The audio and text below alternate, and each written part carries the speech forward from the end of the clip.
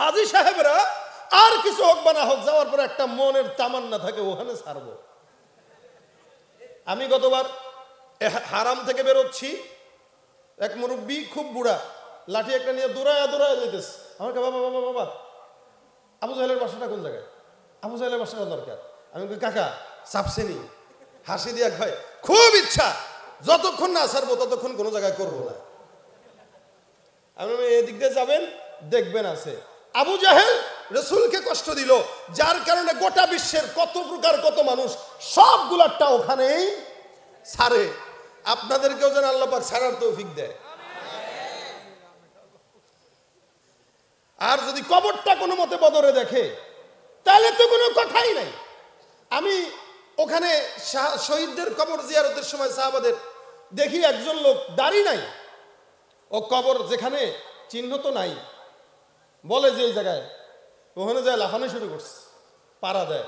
হ্যাঁ হ্যাঁ, একজন থামাইতেছে, ভাই ভাই এমন করে না, কার পারলে কিছু দেন, এটারে আরো মারি।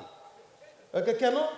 ভাই মনের ভিতরে খুব স্বাদ ছিল এটারে পাড়া দিব, ওখানেও সাইডে আসছি আর এখানে পাড়াই দিচ্ছি। কতটা আল্লাহ পাক মানুষের কাছে নিম্ন চোখের বানাইছে, মরে যাওয়ার পরে ওর শান্তি হয় নাই। আর যে যত বড় শয়তান, ওর মৃত্যু তত বেশি খারাপ অবস্থায়। আবু জাহেল মরছে কারাতে, ছোট্ট দুইটা রাতে, ছোট্ট ছোট্ট দুইটা, যেগুলারে যুদ্ধের ময়দানে যেগুলো গেছে ই করে চালাকি করে গেছে। হুজুর আমার নেই, এই যে আমি বড় না। রসুল কয় আরে কি অবস্থা, যায় কয় আবু জাহেল কোনটা? কয় কি করবা? কয় একটু হিসাব নিকাশ আছে। এতটুকুন বাচ্চা বলতেছে আবু জাহেল কোনটা, হিসাব আছে, তুমি কি হিসাব নিবা? আরে দেখান না কোনটা। কই যে ঘোড়ার উপরে দাঁড়ায় বসে রয়েছে ওইটা, এইটা কামাস।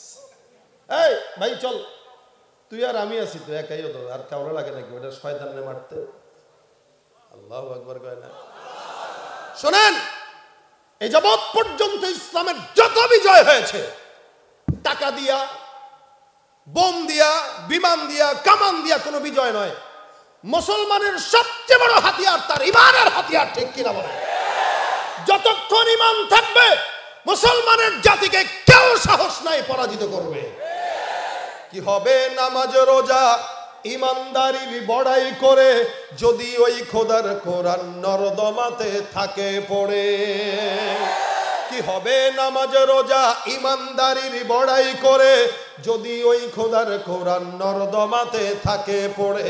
মসজিদের কোণে বসে জিকির যত করই কষে, মসজিদের কোণে বসে জিকির যত করই কষে, এভাবে যায় না পাওয়া আল্লাহকে।